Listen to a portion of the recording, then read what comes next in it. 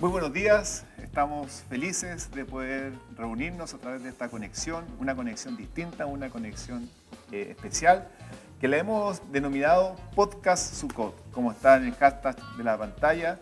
Estamos nuevamente acá junto a nuestro querido pastor Héctor Quiroga y queremos compartir principios, enseñanzas, algunos ejemplos prácticos de cómo vivir la última de las fiestas de la temporada según el calendario de Dios. ¿Cómo está, querido pastor Héctor? Bien, animado luego de haber pasado estos días de la fiesta de las trompetas, el Yom Kippur, preparándonos para llegar hasta esta fecha. Animado y por otro lado también desafiado siempre a vivir como es que el Señor lo está planteando. Así es. Igual como introducción es bueno siempre destacar para aquellas personas que a lo mejor no tienen un gran conocimiento respecto de las fiestas, que este es un camino que hemos recorrido desde marzo aproximadamente, cuando comenzamos con la primera fiesta, que fue la fiesta de Pascua, y que está inspirado según las Escrituras, ¿cierto? El Levítico 23 nos muestra, nos detallan cada una de las fiestas que el Señor estableció como tal, como una sombra, como una figura del cumplimiento. Rápidamente quizás podíamos repasar. Sí. Comenzamos con las primeras fiestas que eran de la temporada de primavera en la tierra de Israel, otoño para nosotros, que fueron Pascua, ¿cierto? O Pesach, Sí. pan y levadura, Primicias y Pentecostés o Shavuot. Que fueron las 4 primeras fiestas. Y ahora, hace un par de semanas atrás, comenzamos con la última temporada, las fiestas de otoño en el contexto del pueblo de Israel, las fiestas en el tiempo de nosotros de primavera, que fue la primera, Yom Teruah, o el Día de las Trompetas, ¿cierto? Después, Yom Kippur, y finalmente la que comenzamos a vivir ahora, a contar del 20 hasta el 27 de septiembre, que sería Sukkot. Sería bueno, tal vez, para poder, como tú decías, ayudarnos a quienes se vengan sumando hace poco a una invitación como esta, contarles que nosotros estamos en esto hace bastante tiempo ya, hace aproximadamente, no sé si me equivoco, unos 10 años. Vamos a cumplir 10 años exactamente. Nos dimos a la incomodidad de poner en tela de juicio si lo que estábamos practicando como nuestra fe, ¿cierto?, eran realmente bíblicos o muchos de ellos procedían de tradiciones. Y digo incomodidad porque cuando empezamos a cuestionar las cosas que hacíamos por rememorar al Señor, nos dimos cuenta que venían de tradiciones extrabíblicas, la mayoría de ellas, y que por otra parte estábamos olvidando o obviando por simplemente una doctrina que nos había dicho, que la aprendimos y ha sido heredada generación tras generación, que nos dijo que hay una diferencia entre el Antiguo y el Nuevo Testamento. Claro. Y hay una especie de reemplazo, esa es la teología del reemplazo, que dice que todo lo antiguo quedó obsoleto, pasado de moda y que una nueva era completamente se llama iglesia, desde Pentecostés en adelante, y que desde ahí en adelante hay que respetar esas tradiciones, donde se cambió el sábado por el domingo. El punto es que cuando fuimos al original de esas decisiones, todas proceden de algo extrabíblico. De todas maneras, y también una gran motivación fue empezar a conocer un método de enseñanza que era muy, muy pedagógico. Para los niños. Y para los niños, sobre todo, los niños han aprendido muchísimo. Nuestros hijos han crecido en el contexto de las fiestas y han adquirido esa riqueza pedagógica que está en las Escrituras y que cada una tiene cumplimiento en el Mesías, ¿cierto? Correcto. Me acuerdo que nuestra oración fue: Señor, danos un método educativo. Señor, ¿cómo educamos a nuestros hijos comprendiendo hace ya una década atrás que las cosas se iban a poner difíciles, sí, para los más chicos, sobre todo en términos de esta idea cultural que hay de excluir a Dios, sacarlo definitivamente de todo lo que sea el proceso formativo, inyectarles otras enseñanzas y doctrinas y valores. Por lo tanto, vinimos a dar con esto no por lo que tradicionalmente queda como en el prejuicio. El prejuicio es se están judaizando. Claro, claro. Claro, nosotros también somos en ese contexto, tomamos esta antijudaización que el mismo Mesías planteó, ¿no? En contra de quienes tenían esta idea. ¿A qué se le llama judaizante desde la perspectiva de Jesús? Es que muchos, invalidando la palabra de Dios, ponían las tradiciones de hombres por encima de lo que la misma palabra del Señor dice, como por ejemplo, que para ser salvo tenías que circuncidarte. Sí. Hay un mandamiento, si bien es cierto allí, que parece que cuando uno lo estudia con calma, Dios se tomó una espera larga. No lo hace como un determinante, no dice que el pacto sea la circuncisión, sino que dice que es la señal del pacto. Qué bueno. Hay una diferencia allí, y esta diferencia se fue marcando también generación tras generación. El punto es que hoy día, nosotros cuando se nos tilda de judaizantes, lo encontramos bastante injusto porque estamos también en contra de esa judaización. Correcto. Pero es triste darse cuenta que la gente no escudriña la palabra del Señor y por eso también yerra en el camino. Así es, y para nosotros, y quizás como para culminar esta introducción, una de las maneras más prácticas de poder realmente llegar a conocer más a Jesús ha sido a través de las fiestas. Una de las maneras de poder adquirir esa riqueza que está dentro de la cultura del pueblo de Dios sin ser judaizante y sin caer en una liturgia establecida de manera religiosa, ha sido a través de este modelo de las fiestas. Así que si usted está recién interiorizándose, le invitamos a que primeramente busque del Señor, ore y que se atreva realmente a vivir este modelo de educación que para muchos de nosotros y para la Casa de Antioquía ha sido de bendición, de completa bendición.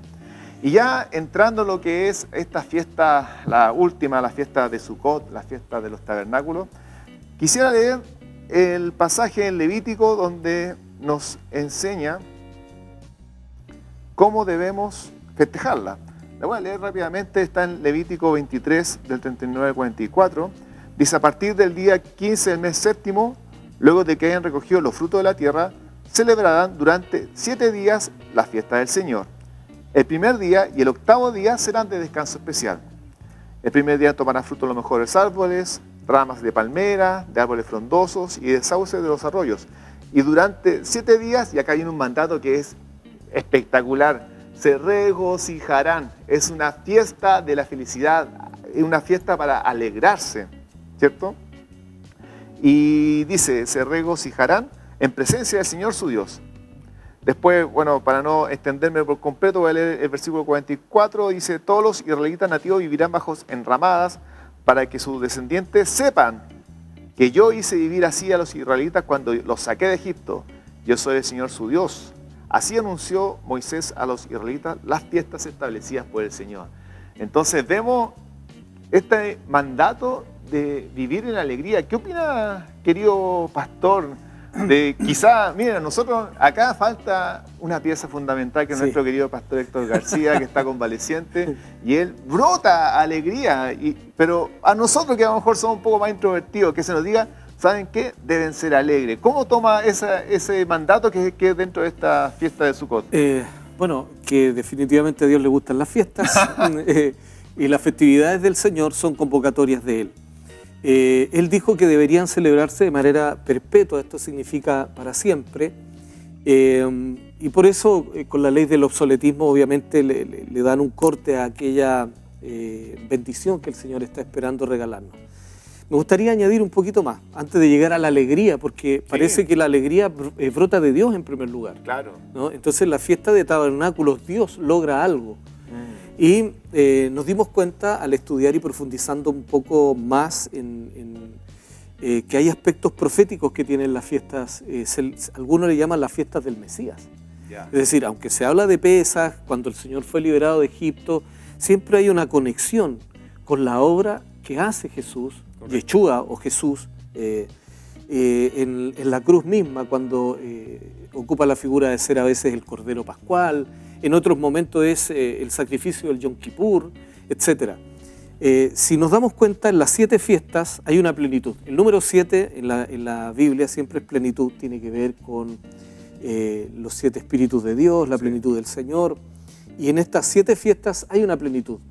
A algunos le llaman a Sukkot la fiesta del reposo, pero del reposo de Dios. ¿Por qué? Porque si ven en Génesis, cuando el Señor dice que ha creado todo, y hay un momento en donde nuestras traducciones dicen, y al final descansó, no porque haya estado cansado, Él es el Todopoderoso, el Omnipotente, descansó, pero la palabra que se ocupa ahí es Shabbat. Shabbat es reposo reflexivo. Sí. Es Dios evaluando lo que Él ha creado, y en el séptimo día dice que Él vio que era bueno en gran manera todo lo que Él había creado. O sea, todo lo que tenga la marca de esta plenitud, donde está involucrada la plenitud de Dios, terminará en regocijo, terminará en alegría. Si nos damos cuenta, proféticamente hablando, las primeras fiestas están cumplidas. Sí. ¿No? Se profetizó desde la salida, la liberación de Egipto en adelante, pero cuando comprendimos que hay un cumplimiento profético en la persona del Mesías, todo eso ya se cumplió. Pues, bueno, no es coincidencia. Cuando uno estudia esto, y por eso les ponemos el hambre de querer profundizar más allá, se van a dar cuenta que con una exactitud impresionante, el Señor o el Mesías da la vida justamente en las festividades bíblicas. Sí. Resucita en una de ellas, en primicias, y hasta que 50 días después, tal cual como quiere decir Shavuot, que tiene que ver con el número 5, se asocia con los 50, se le conoce a Shavuot como la fiesta de las semanas. Claro. Se esperan 7 semanas, Correcto. 7 por 7 los 49, más este día que completa el ciclo en donde Dios venía profetizando cómo lo haría literalmente hasta que vino el derramamiento del Espíritu Santo, Claro. tal cual como lo profetizaban ya las fiestas bíblicas. Es decir, si se ha cumplido la primera tanda profetizada por Dios con tanta exactitud, entonces con la misma exactitud va a venir lo que continúa. Proféticamente hablando, aún no se cumple, solamente se está hablando y estableciendo esta verdad que va a venir a cabalidad, que es el Yom Teruah, la fiesta de las trompetas, el Yom Kippur y Sukkot finalmente. Sukkot se asocia al final de cuentas Claro. con el reposo del Señor, cuando Él logra que todas las naciones vengan y sean convergentes con el Mesías en ese gobierno milenial. Muy, muy bueno. O sea, podemos resumir y condensar la primera parte del cumplimiento en la primera venida del Mesías y el posterior día de Pentecostés, ¿cierto? Correcto. Y en la segunda venida del Mesías, que estamos todos esperando como pueblo, como la novia que somos como iglesia, se van a cumplir estas 3 últimas fiestas, ¿cierto? Y es muy importante hablar de los procesos. Mientras estábamos preparando y conversando el material respecto de cómo compartir acerca de Sukkot, personalmente me llamó la atención 2 pasajes de la Biblia que quiero compartirlo también a modo de resumen. Ahí después en su casa, el que quiera interiorizarse puede leer más. Y el pasaje que quiero compartir está en Nehemías 8. Nehemías, para mí, uno de mis libros favoritos. Nehemías constructor, no tan solamente por ser constructor, sino que Nehemías fue un administrador y fue uno de los reconstructores, ¿sí?, de los muros de Jerusalén, que junto con Esdras hizo una tarea tremenda en el contexto del pueblo de Israel que estaba bajo la opresión, ¿cierto?, de otros pueblos. Y surge un relato en Nehemías 8 que al que lo lee dentro del contexto de la reconstrucción puede pasar por alto. Pero llega un momento en el cual los muros ya se han levantado, que es todo un ejercicio profético también, y que se comienza a leer las escrituras que no se leían hace mucho tiempo y que coinciden con el primer día del 7º mes, que es Yom Teruah, y comienzan a leer la escritura, y ahí se provoca algo que, si pudiese traspasar por la pantalla, pero no puedo, pero me gustaría, una emoción del pueblo de Israel de decir, estamos escuchando nuevamente la voz de Dios, la voz de ese Dios que nos ama, que nos cuidó, que nos sacó de la esclavitud y nos está enseñando este método pedagógico que es de la fiesta, de la santa convocatoria, Moedín, como dicen también el origen de la palabra en hebreo. Y llega un momento en que ellos descubren a través de las escrituras que están justo en la temporada de Sukkot. Y ahí les quiero leer Nehemías 8:17, que dice, toda la asamblea de los que habían regresado del cautiverio hicieron enramadas, ojo ahí, enramadas, y habitaron en ellas, como los israelitas no habían hecho esto desde los días de Josué, hijo de Nun. O sea, qué tremendo, pasaron muchísimos años en el cual había una falta de conocimiento del pueblo de Israel, ¿cierto? Respecto a las fiestas. Toman las escrituras, toman la palabra, la comienzan a leer, son conmovidos por Dios y llega el momento en que lo comienzan a vivir y a hacerlo práctico. Entonces, ¿qué diseño hay ahí de que estas fiestas, que para el mismo pueblo de Israel, para lo que dicen que es judaizante, el pueblo de Israel no lo practicó siempre, y acá la escritura lo dice, pero lo tomó como un principio y lo comenzó a vivir y lo disfrutó y se alegraron. Entonces, vemos que es parte de un proceso, que no es tan solamente llegar, oye, me invitaban a la fiesta, que me llega la invitación por WhatsApp, la convocatoria, tal día viene la fiesta de la alegría, sino que estamos dentro de un caminar, de una senda. Si usted no la ha vivido por completo, le invitamos que igual el Señor lo pueda comenzar a experimentar, pero sin lugar a duda hay una ganancia mayor cuando hay un proceso, porque venimos desde Yom Kippur, venimos desde antes, desde Pesach, pero este último proceso es un proceso fuerte. ¿Qué opina usted de ese como preámbulo? El preámbulo es lo que le da el peso de la alegría al final. Claro. Porque yo podría decir, bueno, voy a celebrar tabernáculo, el Dios me dice que tengo que estar alegre y me voy a reír. Pero la alegría procede del perdón en primer lugar. Hay un prerequisito que está estipulado en la palabra del Señor, dice que nadie podía ir a la fiesta de tabernáculos sin haber pasado por el Yom Kippur. Y curiosamente la fiesta de las trompetas anunciaba que venía el Yom Kippur. Claro. Cuando sonaba la trompeta era arrepiéntanse, viene el día del arrepentimiento, viene el día en donde Dios quiere perdonar. Dios no es que no lo haga durante el año, menos ahora con toda la apertura que ha traído ya el cumplimiento en Jesús mismo. Se entiende que está cumplido, pero definitivamente este proceso al cual nos ha llamado Dios nos hace encontrar que en Sukkot, que dicho sea de paso también, Sukkot es la palabra plural de Sukkah, claro, o enramada, como tú acabas de leer, sí, que ellos hicieron. ¿Por qué?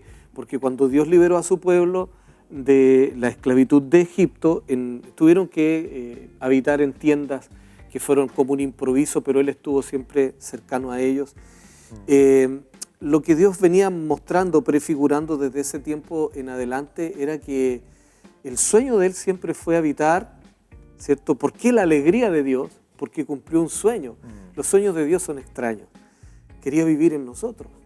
Wow. Y hacer de nosotros la Sukkah, hacer de nosotros el lugar de reunión, el lugar ahora donde habita el Espíritu de Dios.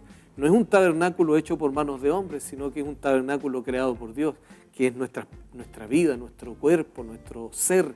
Ahí es donde Dios quiere habitar y su alegría radica en que todo el que le pide perdón correctamente, en todo aquel que logra favorecerse con la forma en como Dios dice que hay que acercarse a Él y que ha provisto de todos los sacrificios, ¿cierto? Antiguamente los prefiguró, pero el sacrificio perfecto, completo, cabal, es la persona del Señor Jesucristo. Él es el Cordero perfecto que quita la iniquidad del mundo, como dijo el profeta Juan el Bautista, y Él nos abrió camino para que nosotros tengamos una fiesta de enramadas diferente. A lo mejor hoy día podríamos ocupar la figura, ¿cierto? Sí. Y hacer enramadas en la casa, enseñarle pedagógicamente a nuestros hijos, pero el valor más importante para los que estamos más grandes es saber que yo soy una temporal Sukkah o una enramada temporal donde el Espíritu de Dios está habitando y después vas a seguir completando una obra.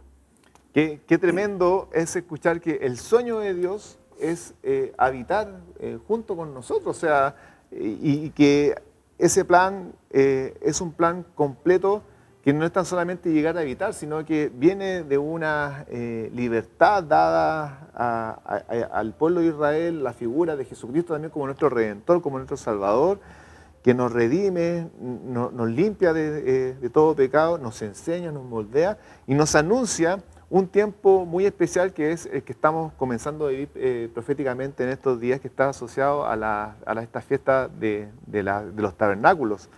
Y también algo que es muy tremendo, muy potente, es encontrar que no tan solamente en el Antiguo Testamento, como es conocido, hay referencias respecto de la fiesta de los tabernáculos, sino que si uno va al Nuevo Testamento y específicamente al libro de Juan, encuentra un relato en el cual Jesús estaba en medio de esa fiesta. Y eso igual a los que llevamos más años en el Evangelio, quizás lo leímos muchas veces y decimos, ya bueno, e incluso en esa Biblia que tiene el título, dice Jesús en la fiesta de los tabernáculos. Correcto. Ah, ok, Jesús en la fiesta de los tabernáculos. Pero en Juan 7 está el relato de que Jesús estaba en medio, incluso cuando uno lo lee, y le invito a que también lo pueda hacer en su casa, hay unos condimentos, por decirlo de alguna manera, súper interesantes del contexto cultural en el cual estaba, de que ni siquiera los hermanos en ese tiempo creían que Jesús era el Mesías, pero Jesús estaba ahí viviendo en plenitud y lanza un mensaje que fue una bomba. ¿Qué opina usted de que nuestro Señor, el Mesías, Yeshua, haya practicado las fiestas? Me llama mucho la atención, hay un principio que enseña como también tras el velo, por así decirlo, esta verdad oculta. Cuando Jesús habla como por parábola, dice que quiere que algunos que son del reino entiendan y otros no. Hay una especie de, hay una parábola aquí en que él haya ido a la fiesta de los tabernáculos. Y quiero asociarlo con un principio que él enseñó cuando estaba criticando a los judaizantes, que eran los fariseos de ese tiempo, entre otros grupos, pero estos eran los más reconocidos. Y él decía que ellos hablaban muy bonito. Sí. O sea, de hecho, él dice, si los fariseos hablan súper bien, lo que ellos dicen es conforme a todo lo que está escrito. El problema es que hablan bonito, pero no viven lo que hablan. Claro. Entonces, el principio que enseña el Señor es, tú tienes que hablar y vivir y eso te debe tener el mismo peso.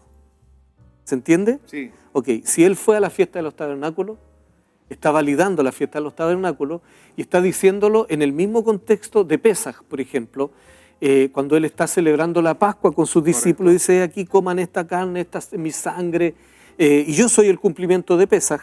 Lo que está haciendo en la fiesta de los tabernáculos, en su momento él dice, vengan a mí, sí, ¿cierto? Sí. Y beban los que tengan sed, agua, símbolo de la palabra, del espíritu, de la vida.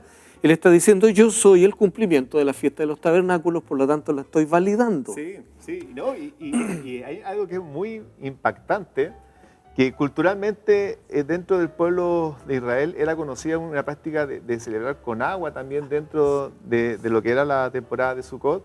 Y Jesús dice, vengan y beban de mí, o sea, ya, ok, estamos celebrando. Ahí está el símbolo, claro, yo soy el cumplimiento. Yo soy el cumplimiento, entonces en el Mesías, en Jesús, está el cumplimiento completo de cada una de las fiestas y qué potente es ver reflejado que Jesús las practicó.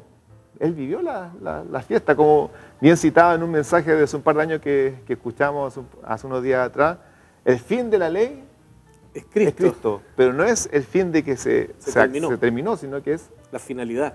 Así y es. eso usted lo puede encontrar al hacer un sencillo traspaso del español al griego, o del griego al español en este caso. ¿Por qué? Porque se nos dijo a través de esta manipulación, ¿cierto?, de una interpretación bastante obtusa. Ven, ahí está escrito, dice que el fin de la ley es Cristo. O sea, la ley, querido, la ley es la Torá. La Torá es la instrucción para la vida que ha dado Dios. Claro. ¿No? Entonces hay quienes postulan que la instrucción para la vida que dio Dios quedó obsoleta y ahora empieza como una cosa nueva con Cristo, suena súper bonito, pero le quitan todo el para qué Dios querría que hubieran sombras y figuras tan específicas y después las vamos a llegar a abortar. Claro. Sí. El original dice porque la finalidad de la ley, la finalidad de la Torá es que tú encuentres a Cristo. Así es. Eso es. Y es lo que nosotros hemos vivido y es también el sueño de Dios, porque vemos cómo en Jesús el sueño de Dios de poder ser esa Sukkah se lleva a un cumplimiento en el Mesías, ¿cierto? Por medio de él nosotros pasamos a ser un tabernáculo de la presencia de Dios. Entonces, por eso es que es tan importante el proceso para llegar a este día de Sukkot, porque queridos amigos, amigas que están conectados, cuando viene un invitado especial, todos preparamos la casa. Ninguno viene acá, oye, te mando un WhatsApp, llego en 5 minutos, sino que preparamos la casa, ambientamos. Obviamente, cuando es un invitado que nosotros queremos, llamamos mucho, le damos mayor realce incluso. Y si estamos preparando la Sukkah para la venida del Señor, debemos vivir lo anterior de manera íntegra. Entonces, no es tan ligero. toca un punto sumamente importante. Me gustaría tomar todo esto que hemos bombardeado a lo mejor de información, pero aterricemos un poco en los días que estamos viviendo. No es como para llegar y decir, bueno, voy a ver si esta doctrina coincide con mi doctrina, porque tenemos guerras de doctrina, pero si no, diciendo las cosas a los chilenos, así, fuerte y derecho, si no santificamos nuestras vidas, si no nos apartamos del pecado, de la rebelión, de la iniquidad, como enseña el Señor en el día del perdón, o en el día del Yom Kippur, si no nos preparamos santificando este tabernáculo, este lugar de reunión para el espíritu de la santidad, que es Dios mismo, entonces ¿cómo vamos a esperar con fervor la segunda venida? Nosotros no queremos esperar al Señor porque solo el contexto social y cultural está pesado y viene peor. Eso no hay que ser profeta, pero asumimos que no vienen días buenos en ese sentido porque a Dios se le está sacando sistemáticamente de todos los lugares. Hay tremendas organizaciones mundiales, algunas que tienen que ver con la salud, otras que tienen que ver con las naciones juntas o reunidas, y todos se están juntando para venir en contra, como dice el Salmo proféticamente, en contra de su ungido. Por lo tanto, no vienen días en ese sentido fáciles. Para ti, hijo e hija de Dios, llénate del Señor. O sea, si escuchaste ahora algo bonito que te inspiró, nosotros no estamos aquí solo para entretenerte, te estamos llamando la atención. Llénate con el poder del Espíritu Santo. Para el hebreo es el Ruach HaKodesh. Para nosotros, en nuestro idioma, es el Espíritu Santo, pero es el Espíritu de Dios, es el Espíritu de la santidad. Y Él quiere que estemos preparados porque Él viene pronto. Cristo viene pronto. Lo dijo Gille Ávila, lleno de señales, de prodigios, de maravillas. Lo dijo, lo gritó, lo lloró. Y creo que nosotros también ya es hora de que despertemos a esta realidad. Cristo viene pronto. Y no se va a ir el que vaya a argumentar. Yo iba todos los fines de semana a un culto, ahora diríamos yo me conectaba a todos los Zoom que me dijo el pastor, ¿no? Lo que tenemos que hacer es santificar nuestras vidas y asumir que todo esto que está hecho de manera tan didáctica por Dios mismo es para que seamos rigurosos en santificarnos tal cual como Él lo ha pedido. Es decir, que como iglesia de Antioquía preparamos la SUCA santificando nuestras vidas. Amén. Para de esa manera vivir la plenitud de la alegría que es que Jesús también habita en medio nuestro. Amén. ¿Cierto? Y que cumplamos el sueño que Dios siempre ha tenido. Sí. ¿Cuál es la alegría de Dios? Recuperar a este que había perdido. Nos lo dijo con parábola, tenía 99 a salvo, pero una se le escapó y todos nosotros éramos tal vez ese uno que se había escapado y Dios hizo la salvedad para venir a estar en nuestros propios contextos, no evadir absolutamente nada de lo que fue el precio. Las 7 fiestas hablan de la redención del hombre, de cómo es que Dios se propuso rescatarnos y cómo es que Él volvió a tomarnos a sí mismo. Y cómo Él también quiere hacer que sigamos disfrutando por la eternidad de este vínculo. Buenísimo. ¿Y qué tal si ya para ir dando una conclusión, vamos con algunos consejos prácticos de cómo vivir Sukkot? Porque acá hay harto material, o sea, uno puede ver imágenes, buscar en internet, que no es pecado siempre y cuando esté también respaldado por la Escritura. Pero también nosotros como casa ministerial, con estos 10 años prácticamente de vivir las fiestas, ¿qué consejos prácticos le podríamos dar a nuestra querida iglesia para vivir esta temporada de Sukkot? Bueno, lo primero es, los niños son preguntones y eso es bueno porque quieren saber. Entonces, deje que de alguna manera los niños le marquen una pauta. ¿Por qué esto? ¿Por qué aquello? ¿Por qué esto? Porque a lo mejor nosotros de viejos ya ni siquiera queremos hacer preguntas, ¿no? Claro. A veces estamos tan derrotados en la vida que decimos, bueno, así es la vida, esto hay que echarle para adelante tal como está. Pero escuche las preguntas que le hagan sus hijos.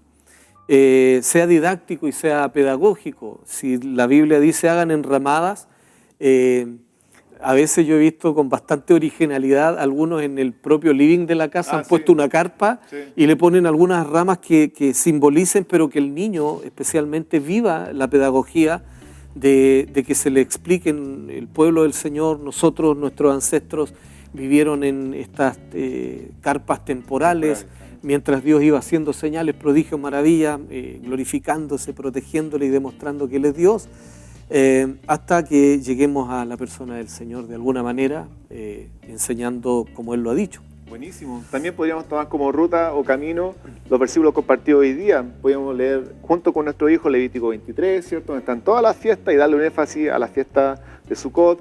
Podemos leer Nehemías 8, donde vemos que en medio de la historia del pueblo de Israel se da ese cumplimiento. También podríamos compartir mensajes como lo que está en Juan 7. Y también una último tips que está más asociado a la tradición hebrea, pero estamos esperando una segunda venida con una gran boda y estamos preparando también para poder celebrar esa boda que en el contexto de la cultura hebrea se celebraba bajo también una especie de enramada, de sukkah, ¿cierto? Sí. Entonces estamos realmente muy contentos y felices de tener las escrituras, de tener el Espíritu Santo que nos confirma su verdad, la palabra, y poder tener la comunión con el Padre de manera tal de vivir en plenitud estas fiestas de la enramada. No sé si quiere algunas palabras más para ya ir cerrando el podcast del día de terminar hoy. Con una curiosidad. Hay escritores o historiadores que han encontrado algo que tiene poca explicación en nuestro país. Diga. Tiene que ver con la palabra enramada, justamente. Sí. Estamos en una temporada de festividad del 18 de septiembre, que para nuestra historia se asocia con todo lo que es un tema republicano, etcétera. Pero estos historiadores han llegado a comprender que no saben cómo llegaron allí, cómo llegaron a nuestros territorios personas descendientes, seguramente de los sefarditas, desde España, claro. Y trajeron esta palabra de las enramadas. Y no sé si has escuchado la palabra charlón. Pásame, no. Charlón. No la conozco. Se usaba mucho en el sur, que era una especie de manto. Ya. ¿No? Entonces, los historiadores han llegado a la conclusión de que mucho de eso tiene que ver con que estos judíos que llegaron tenían sus mantos, sí. Algunos de ellos no sé si habrán sido el talito o no, pero decían shalom, de ya. paz, o sea, shalom. Se cubrían, decían shalom. Entonces ellos, hay chilenismo seguramente, están tratando de demostrar esto, que claro. Ellos llegaron a la conclusión de que parece que el charlón fue una mala palabra o chilenizada del chalón, por la cobertura que daba este manto, y que la fiesta de las enramadas en alguna medida puede que tenga algo también de los días de la liberación de este pueblo. Y que coincide más o menos con las fechas, ¿cierto? Correcto. Así que otro dato más para seguir disfrutando estas fiestas, para poder seguir aprendiendo más de lo que Dios nos está hablando. ¿Y qué tal si Pastor nos despide con una oración para ya dar término a esta transmisión? Señor, de nada serviría que nos llenemos de tanta información si no le damos apertura a tu Espíritu, Señor. Clamamos para que, como está prometido en tu palabra, Señor, que nos guiará toda verdad, toda justicia, tu Espíritu Santo, sea quien nos regale convicciones, Señor, quien nos aparte, nos libere del pecado, de la maldad, Señor. Que la sangre de tu pacto nos limpie y que estos 7 días que comienzan, Señor, puedan estar llenos de la alegría, no nuestra, sino que de una vez por todas nos dispongamos a que tú estés alegre, Señor, porque el gozo del Señor es nuestra fortaleza. Si aprendemos a alegrarte a ti, entonces estaremos fortalecidos, Señor. Ayúdanos a salir del ego en el cual hemos estado cimentando nuestras vidas durante tanto tiempo, y una vez más te reconocemos como el Señor. Sabemos que te falta mucho por perfeccionar en nosotros, pero al final de cuentas es tu virtud, no la nuestra, y en eso estamos confiados. En el nombre precioso de Jesús.